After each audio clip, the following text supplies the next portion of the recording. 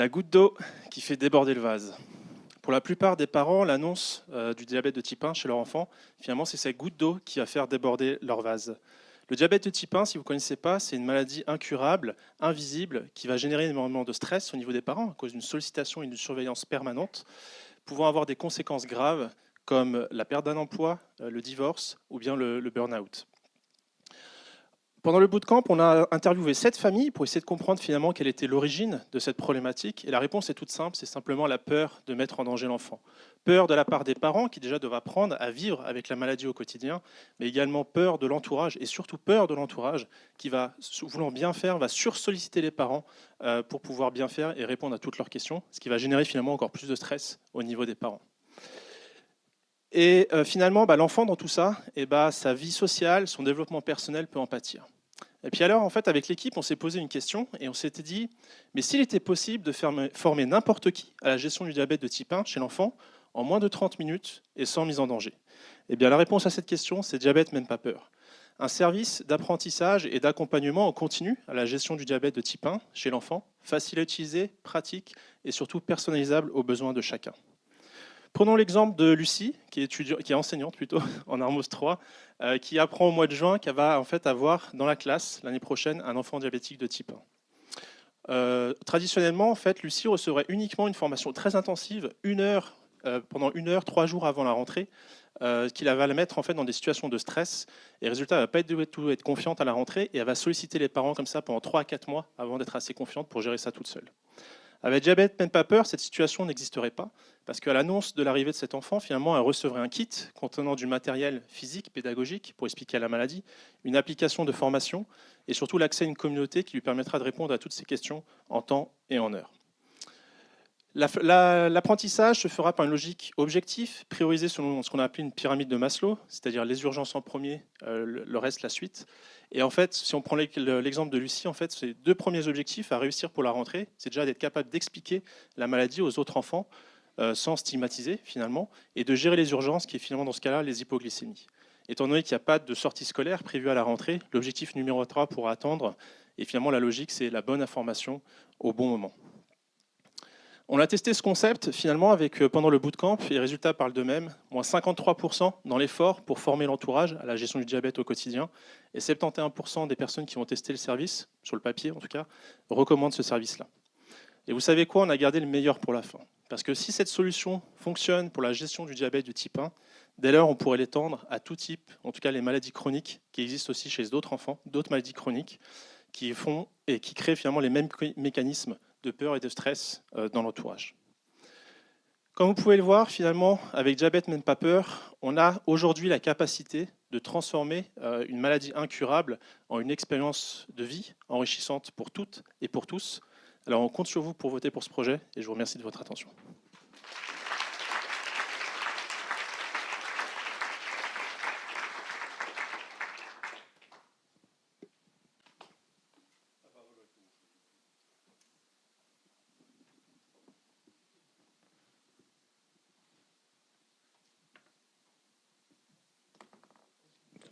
N'ayez pas peur, hein.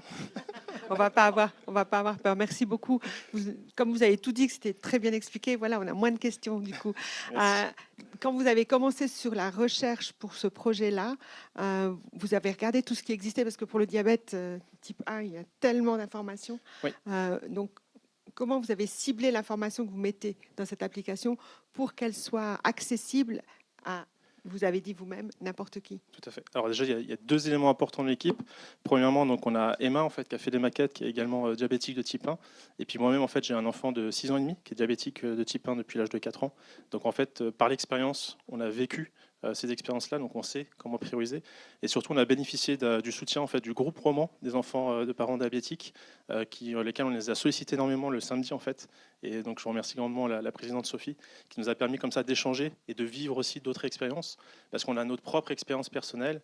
Puis on voit qu'en fonction des des expériences de vie, des attentes, des volontés de chacun, en fait, la manière de gérer la maladie ne sera pas la même. Donc c'est pour ça le côté très personnalisable, finalement, à l'environnement de la famille et également à la situation de l'enfant, en fonction du matériel qu'il va avoir, du type de traitement, tout peut être très différent. Et l'idée, c'est que surtout pour l'entourage, et particulièrement dans ce cas-là au niveau scolaire, c'est qu'ils puissent avoir uniquement l'information qu'ils ont besoin pour gérer l'enfant. Et dès que l'année scolaire est finie, entre guillemets, ils n'ont pas besoin de se surcharger le cerveau et que ça puisse connaître comme ça l'information au bon moment. Ça répond à votre question? Oui, merci. Ouais. Vous parlez d'une communauté de pratique? Oui. C'est ce que j'ai entendu. Hein. Vous la constituez comment? Là, c'est communauté d'enseignement pour elle, mais ça veut dire à chaque personne, si c'est la nounou, si c'est je sais pas, le prof de sport ou de loisirs, il y a une autre communauté? Oui, donc là, la communauté, c'est un point qui est assez important, parce qu'on s'est posé pas mal la question, est-ce que c'est tout le monde, tous ceux qui ont l'habitude, les parents avec les enseignants, les profs, etc. Et en fait, on s'est rendu compte dans les expérimentations qu'on a fait qu'il y a un côté de pair qui est assez important.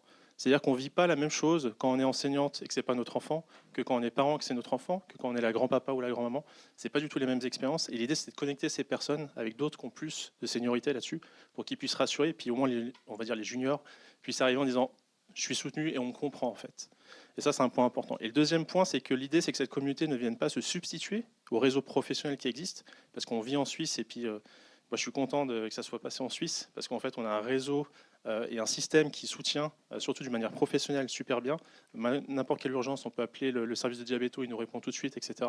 Et l'idée, c'est pas se substituer à ce réseau professionnel-là, mais c'est plus d'avoir un réseau complémentaire qui va nous soutenir au quotidien pour les petites tâches, entre guillemets. Et c'est cette tâche-là, cette charge de travail associée à ces tâches-là, c'est souvent ça qui se répercute sous les parents, qui doivent gérer le travail, la vie professionnelle et personnelle en même temps.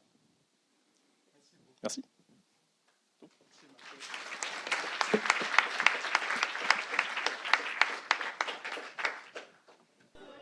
Place au prix. Ah, il y a des spécialistes des roulements de tambour dans la salle, vous savez faire ça?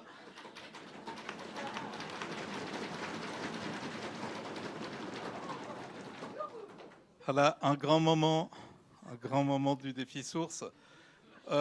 Pour beaucoup, je vais dire des banalités, on sait que c'était vraiment extraordinaire d'arriver jusque-là, d'avoir fait ce qui a été fait. Et ça, c'est déjà le plus grand parti de la soirée, c'était l'essentiel. Malgré ça, on a un moment maintenant très, très important pour beaucoup. C'est ce moment de remise des prix. Et on va simplement, moi je vais vous donner la parole les uns après les autres, les jurys. Donc ça se passe comme ça. Vous allez, chaque jury, venir devant quand on va vous mentionner et vous allez dire à quelle équipe vous décernez un prix. L'équipe est invitée à venir aussi devant et le jury est invité à se présenter, à présenter le prix et à dire un mot. Alors tout ça, c'est en 1 minute, donc vous voyez bien qu'on ne va pas y arriver. Mais vous dites un mot sur votre choix du projet. Donc je répète, vous venez devant à l'appel du nom du jury, du prix. Vous nommez votre lauréat. Vous pouvez vous présenter le prix et dire un mot au lauréat.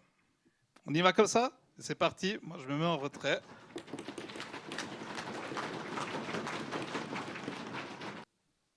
On en arrive au prix Unisanté. Alors bonsoir, je suis Carole Claire et je suis là avec Semira Gonzette-Musli.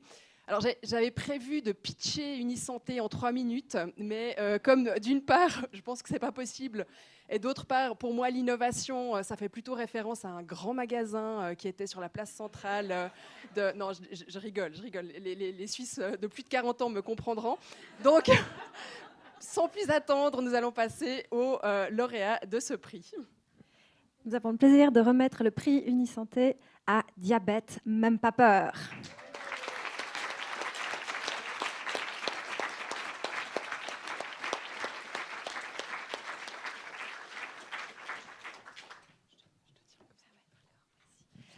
Donc, félicitations pour ce prix, félicitations pour votre projet. Nous avons particulièrement apprécié la portée de santé communautaire dans votre projet. Nous avons beaucoup apprécié le fait qu'il était porté par des personnes concernées. Et on a senti vraiment l'implication et la faisabilité et la réalité du projet. Et puis, on a adoré votre présentation.